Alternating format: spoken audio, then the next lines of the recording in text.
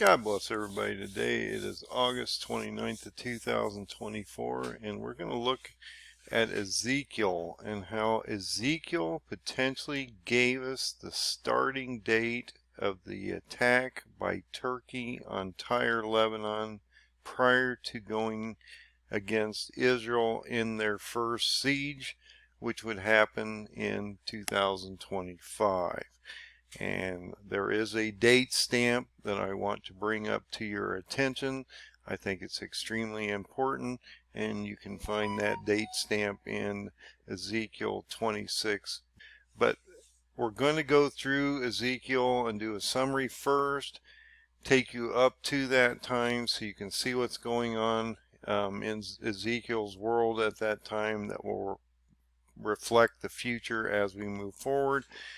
And I want to set this up so that when I bring you to the date stamp, you'll actually see when that's going to occur.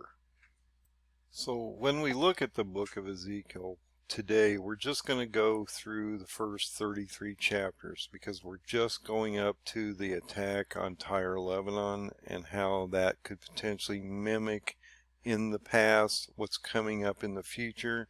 And actually Ezekiel gives us another one of those paradigm 2030 date stamps that I think is extremely important, and it fits in line exactly where I thought it should. So I think it's extremely important that I bring this to your attention. So let's get right into the book of Ezekiel and work up to that battle of Tyre, Lebanon, and I'll show you what I am talking about and where I found that date stamp at. So in the book of Ezekiel, in chapter 1, Ezekiel is a priest that is living in Jerusalem during the first Babylonian attack on the city by Nebuchadnezzar in 587 BC. This was the first siege. There's two sieges. I've talked about this many times. He originally starts to siege them. Then he actually goes away for a while, and then he comes back. Okay, so there's two sieges, and you're going to see that play out in Ezekiel. Okay, they spared the city in this first wave, but a lot of the Israeli people were taken into captivity into Babylon. We should be thinking this as Turkey in the future, because Erdogan of Turkey is going to be the mirroring of Nebuchadnezzar of Babylon in the past.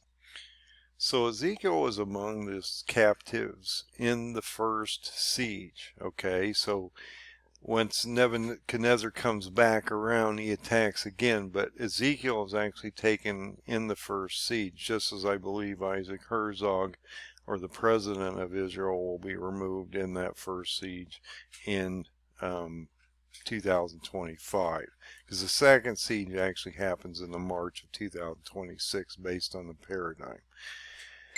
So you can see a lot more detail about this event in 2 Kings chapter 24 verse 8 through 17. Now this is sort of interesting because I've mentioned how 2 Kings chapter 24 verse 1 and 2 will affect us in the short-term future, because we would see Turkey prepare for an invasion around January of this next year, I believe, maybe November, December, but in January that invasion will occur, and that they would end up with a completion of the attack on Tyre, Lebanon around the end of July.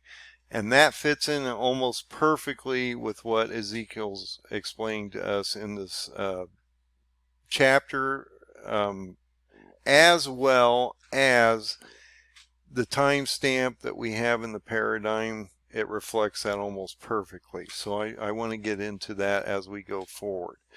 The book of Ezekiel starts approximately 5 years after Ezekiel is taken into captivity into Babylon. So that's extremely important. We sort of need to understand, what's going on in Ezekiel's world, and that he had been taken into captivity through that first siege of Babylon onto Israel, And now he's going to get ready to warn Israel about a secondary siege, and they're going to be placed under judgment again. So that's what he's leading us into.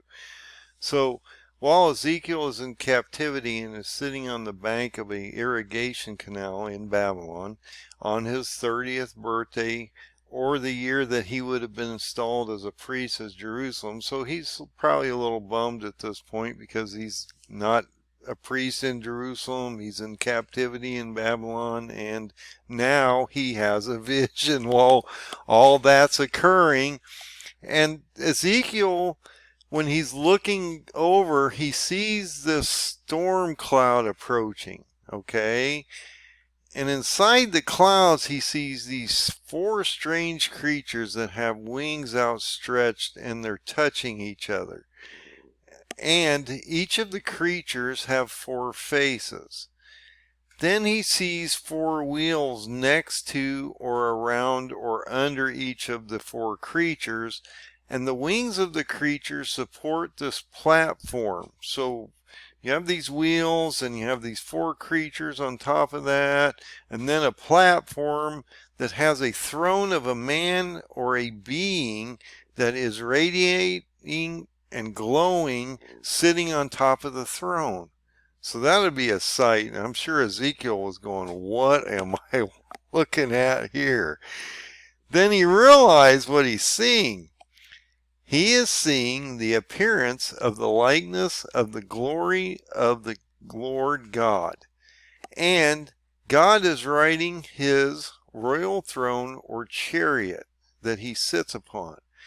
Ezekiel questions the vision and why God's throne is in Babylon and not in Jerusalem. So why is he seeing this here in Babylon? Why is it not where it should be?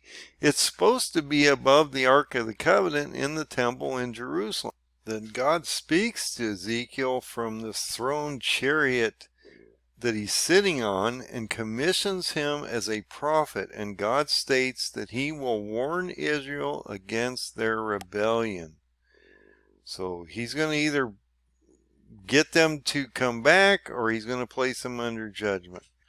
So Ezekiel will actually go and accuse Israel and his people of breaking their covenants and the laws with God in a number of different ways, and he's going to show them a number of different examples on how that's why and how they're breaking those covenants and laws. They worship other gods and idols, and this has led to a social injustice and violence among the people and the surrounding nations, because they're fairly well off to do and powerful at this time, so they're abusing their power at this very moment. And so he's going to commission the king of Babylon, or Nebuchadnezzar, to come against them in judgment. And so as a result of all this, God appoints Ezekiel to go warn the people before they're under judgment. And you're going to see that that judgment is going to happen because God has passed his point of no return. So we're going to see that there's 2 sieges on Jerusalem, okay? In the first siege, Ezekiel was captured. I also believe you could potentially see the president of Israel captured, which is Isaac Herzog. I've talked about this many times because there's a prophecy paradigm date stamp in there about this, that he would be captured and then be held in captivity for up to 3 years. So this is extremely important and sort of fits right in here, okay? So when you see this first siege of Jerusalem, which will happen around July to October of 2025 based on my paradigm chart, that they place all these people into captivity, and they will be matched by another secondary siege, which would happen around March 2026 based on the paradigm chart. Okay, now I've talked about this many times. If you look at the Alexander the Great's movements in the past, you will see this play out almost exactly the same way. So when you go look at Alexander the Great, I believe that his movements, which took approximately a year and a half to basically conquer the whole Middle East, including Iran, will occur similarly in the future, okay, approximately about the same time frame. So when you actually go look at this article on Alexander the Great, it takes you down to this map, and I think this map is extremely important. So when we blow this map up and you can actually see it, I want to show you some really interesting things here. So if we're looking at Turkey, which I believe is the future king of Babylon, and this is also the seat of Satan, and so everything revolves around Turkey and Israel, we need to understand his movements and how this is going to occur. When Turkey comes down into Syria from around in here, he's going to end up in Tyre, Lebanon. Okay, now look at that. He sieges Tyre, Lebanon, or between January and July of in this case, 2025, because we're going to see Turkey come into the game in 2025 around January. And then he would end up in Palestine, Gaza, around October. Okay, that's extremely important. When you get into Ezekiel 26 verse 1, it gives us a date stamp that I'm going to show you here in a few minutes. But I want you to realize these dates are out here for a reason, and this is going to mirror or mimic almost exactly how Alexander the Great went through the Middle East, and Erdogan of Turkey will represent a past to future prophecy that will almost mirror Alexander the Great's movements to the letter in the same time frame. So Turkey's going to come down into Syria. They're going to go to Lebanon. By the end of July, Tyre, Lebanon will fall. They'll get to October. And this is interesting because to get here to Gaza, Palestine, he has to go between Jerusalem and Jordan, so he's going to have to go into Israel and literally go through Israel to get to Gaza. He ends up in Egypt. He comes back to Tyre, goes over to Gaugamela, which happens about the same time that this is happening, because Egypt capitulates. So Erdogan just drives back over to Tyre and then back to the Battle of Gaugamela. He forces them, the Kurds or the Medes, down to this battle here around December, and then ends up in Iran around December, January, when the Kurds and the Iranians align. And then after that, and it does go into some other areas down in here, but he's going to then drive straight back over to Israel and attack them by March of 26. So when you get into this date here, that is January of 2026. This battle potentially could be around December of 2025. So you can see the movements. I've talked about this many times. This is going to happen fairly quickly. It's going to take Erdogan from January of 2025 to drive down, come back over, all the way back up here, end up taking out the Kurds and the Iranians by January of 2026, and then drive back over and attack Israel by March of 2026. But like I said, there's a date stamp actually in Ezekiel 26 that's extremely important. But before we go to Ezekiel 26, I want to show you this real quick.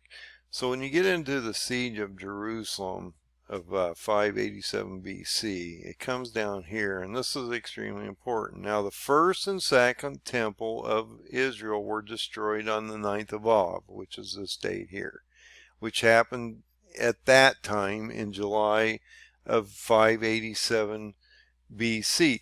Now So that's what I'm talking about. When you get into the attack on Tyre, it ends around July, and then they go to an attack on Israel for that first siege, which ends up in Palestine around October. So there's a small period of gap between July and October where we're literally seeing Israel under siege for the first time. But that's a short, small siege that ends up in a secondary siege in March of 26. But just realize that both temples, the first and second temple, were destroyed on the 9th of Av. I believe if you look at my chart, the third temple will also be destroyed on that very specific date of the 9th of Av. I believe in 2029 on my chart. So another thing I want to point out before we get to Ezekiel 26 is that Tyre in the Bible is called Tyrus. And you can sort of see where Tyre is. This is sort of the Israeli border here between Lebanon and Israel, and we're having all these exchanges on the southern border of Lebanon and the northern border of Israel, and so that's this area that we're talking about. But Turkey will come down and attack Tyre and then have to come down through Israel to get to Gaza. So let's come back to the text file, and then we'll go to the date stamp, and I'll show you what I'm talking about.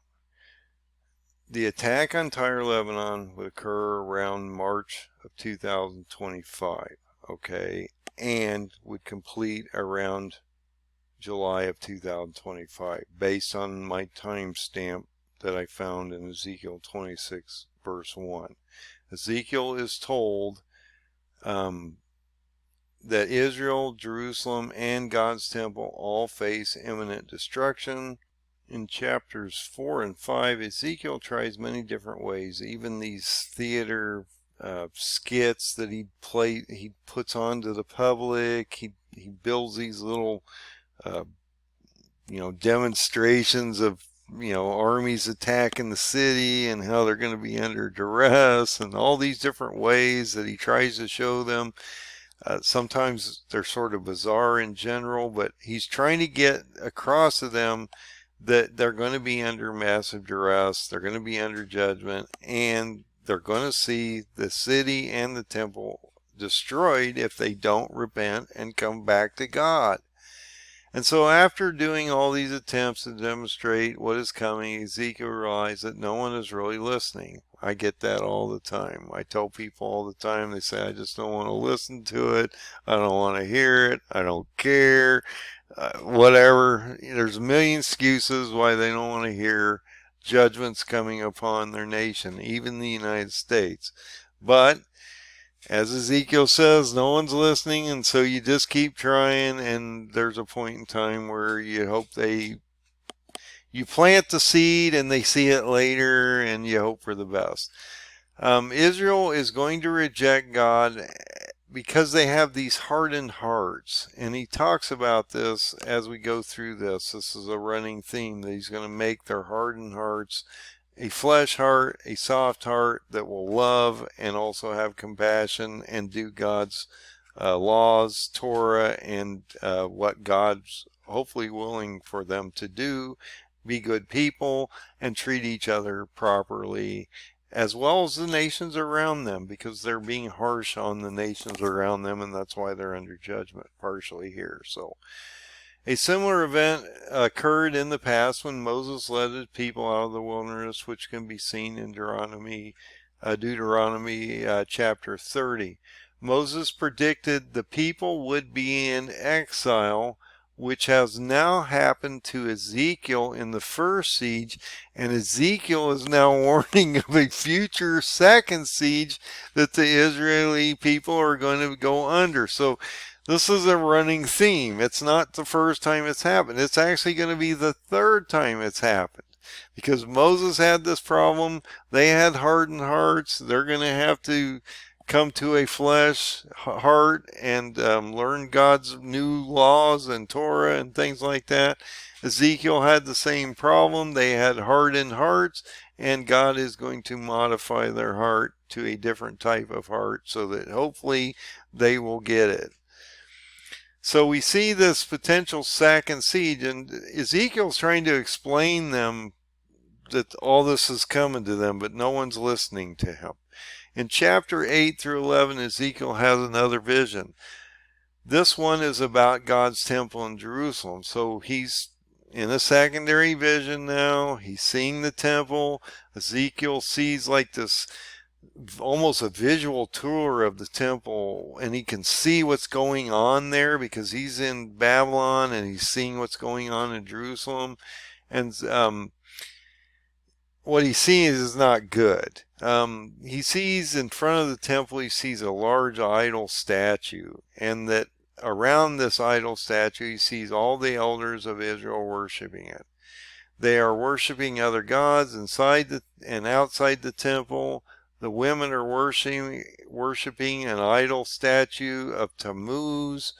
The vision ends with God's throne chariot moving up and out of God's temple, heading east towards Babylon, which is where Ezekiel sees him in his first vision in chapter 1 when he's sitting on the side of the river in Babylon. So you're going, wow, why is God's chariot, God himself, in Babylon and not where he should be? Israel and his people have become so vile that God is leaving his temple. They have driven him out away from his own temple. God consigns Israel, Jerusalem, and the temple to utter destruction. God has not abandoned his people, but in a sense goes into exile with them. Okay, so he's actually left his own temple. That is incredible. God states he will bring back a remnant to the land. Think about it now. They've all come back, and remove their hardened hearts and replace it with a soft heart of flesh that can love and truly follow the ways of God. This is a glimmer of hope while the people of Israel are about ready to go under massive judgment, okay? And this starts then concentrating in chapter 12 through 24 of the God's coming judgment to Israel. So in chapter 12 through 24, you're going to be able to see that judgment and how it's going to affect the Israeli people.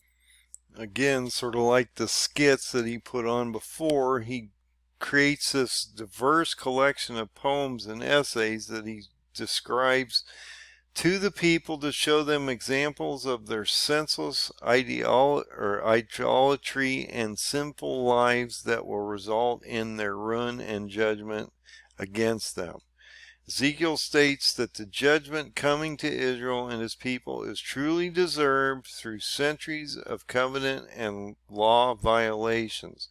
Ezekiel states that even if the most righteous people like Moses, Daniel, or Job were praying for God to spare them, God would not accept their prayers and that they would still go into judgment.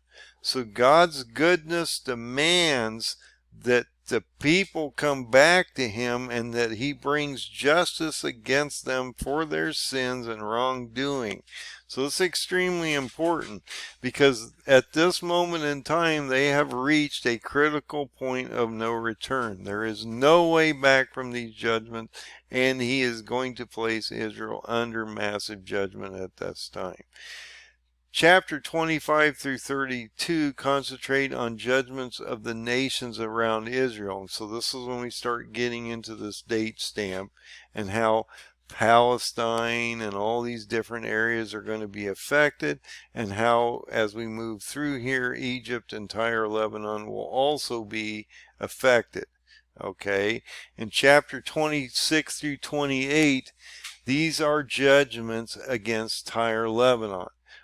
And that's extremely important because that's where we find the date stamp on the very first verse of chapter 26.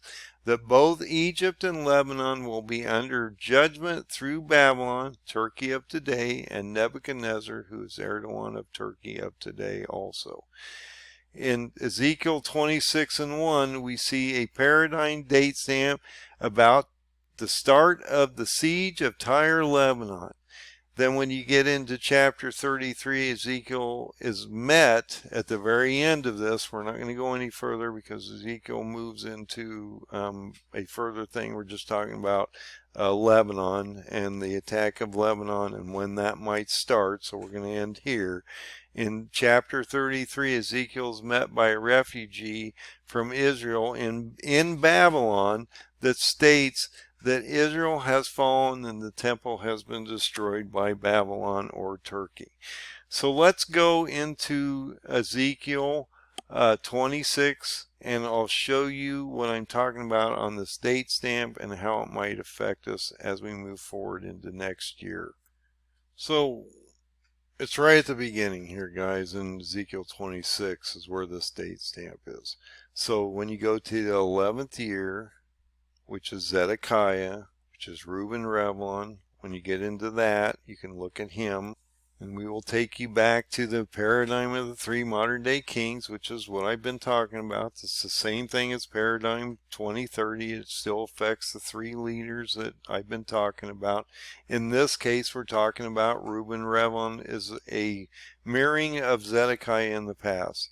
This is the former leader of Israel. Isaac Herzog is the new leader of Israel, which I believe will be captured in that first siege.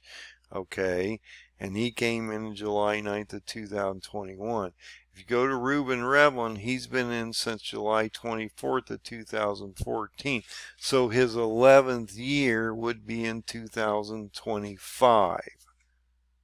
So now that we've isolated down the leader that we're looking at in his 11th year, that's 2025, in the first day of the month. Now that's extremely important because you have to know the Jewish calendars to know what he's talking about here. In the first day of the month of the 11th year, the first day of that year would be Nisan 1. So when you go into the Hebrew calendars, prophetic calendars, Nisan 1 is your first date. Okay, that would end up around March or April of 2025 when you go to the Jewish calendars and actually look up Nisan 1 in 2025. You will realize that when you come down, it's in March of 2025. And it would end up on March 30th, which would be Nisan 1. Okay, that's extremely important. So when you click on this, it actually goes into detail on this very specific date. But I found one piece of information that I think is extremely important and goes right along with what we're talking about here.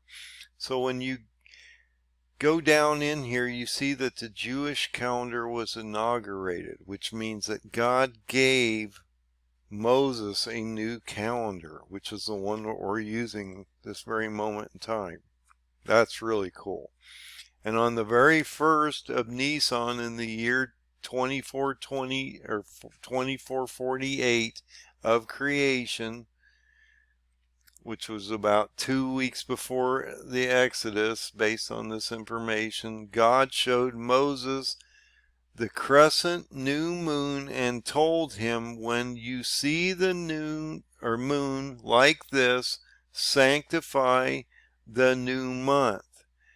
This ushered in the first Jewish month and commensurated the lunar calendar the Jews have been using and following ever since.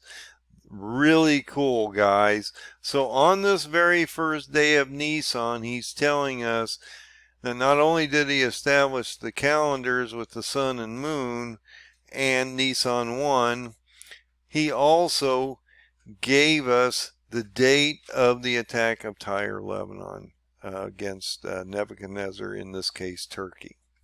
So I believe that we will see a siege, a literal siege on Lebanon, on Tyre, around March 30th of 2025. That this siege will affect Tyre between March of 2025 and the end of July of 2025, and then Israel will be affected between July and October as Turkey moves from Tyre to Gaza from July of 2025 to October of 2025, and Israel's sitting in the middle of all that. So like I say, when you come in here, you'll see Tyre, okay? That means Tyre, Lebanon. And he has a judgment against Tyre, Lebanon. This is what this is about.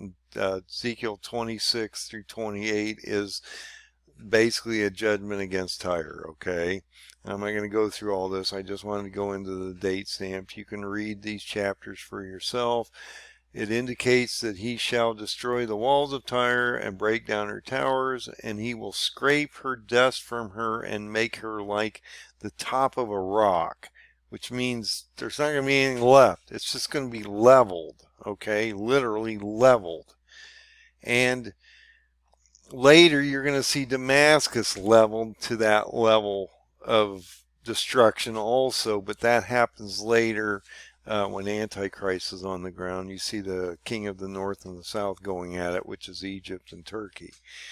So he's going to do a lamentation against Lebanon and Tyre. And so what's interesting is when you get down in here, so in the 11th year, which is 2025, first day of the month, which is Nisan 1 of March 30th of 2025, he will send what? The king of Babylon, the king of kings from the north with horses and chariots and horsemen and companies with many people against Tyre, and he will break their walls down and destroy them, okay? He will tread down all thy streets. He shall slay thy people with the sword, and thy strong garrisons shall go down to the ground. And in this case, they may be going underground because we have a lot of tunnel systems and things that are being affected in both Gaza as well as Lebanon. And that's something you have to think about. Lebanese Hezbollah have as many tunnel systems, or probably more than Hamas, and they're much more monetarily taken care of through Iran. They have 150,000 missiles and a much stronger military than Gaza and the Palestinians, Hamas, could ever have. So this could get extremely interesting and terribly dreadful as we move forward for the Israeli people, as well as the Lebanese, as well as the Palestinian. All these people are being affected, and we should be concerned for the citizens of these areas, because they're a lot of them are innocent. You know, they're just in the way. They're just trying to survive. They're trying to feed their families, things like that. Have they been indoctrinated into an ideology of radicalism? Probably. But we hope to pull some of them back into our court as time goes on, as they realize that this Islamic thing is evil and they shouldn't be following it. But as Ezekiel said, probably no one will listen. So we'll see how that turns out. So he places a lamentation against Tyre, and basically he's going to level it. You know, he's talking about making it flat as a rock. Maybe you can pull any rock up, a flat rock, and look at it. There might be some deviations in it, but it's pretty much flat and there's nothing left. So he's going to, he says he will bring thee down with them that descend into the pit, with the people of the old time, and shall set thee in a lower parts of the earth, in places desolate of old, with them that go down into the pit, which is hell, that thou be inhabited, and I shall set glory in the land of the living. And so he will make them a terror, and thou shalt be no more. So Lebanon and Tyre will no longer exist by the time this is done. And think about it. Turkey's going to go through Tyre, go down into Gaza, Egypt, and then come back to Tyre, and then over to Gaugamela. So there's going to be no potential room for their escape. And so God is going to put this lamentation against Tyre and it's going to affect them greatly. But I believe we have a date stamp here. I believe this is going to affect Lebanon, and I believe that he has given us the date of the actual potential siege of Tyre. Now, will they go into Lebanon prior to this date of March 30th of 2025? Yes, I believe so, because he's going to invade into Syria around January and end up in Tyre, Lebanon at the end or around March and siege them through July. But if you look at where Tyre, Lebanon is, it's at the very bottom part of the southern portion of the country. And so, yes, Lebanon would be affected greatly by this before the siege. So I just wanted to bring this information to your attention. I believe it's an extremely important timestamp. He litters the Bible with timestamps, guys. I've been talking about this for a while. I'm still finding them because they're all over the place. This is another example of how this paradigm works perfectly with God's plan and how it works with the Shemitah cycle and how it works with my chart. And if you want to go and look at the chart, it's simple. It's a free site. I don't sell anything on it. Go to endofdaysurvival.com. Come down to this fifth file, which is Paradigm 2030, which takes you to the Feast of Trumpets of 29 and what's going to be happening in the next 5 years, 1 month. We are now on August 29th of 2024. The date stamp that I keep giving you guys today would be 1839 days to the Feast of Trumpets of 29, and so that's how many days you need to have prepared for your oil in your lamp to get to the end of the story and get to the seventh trumpet. When you click on this, this takes you to the paradigm chart. That takes you to this chart, which takes you through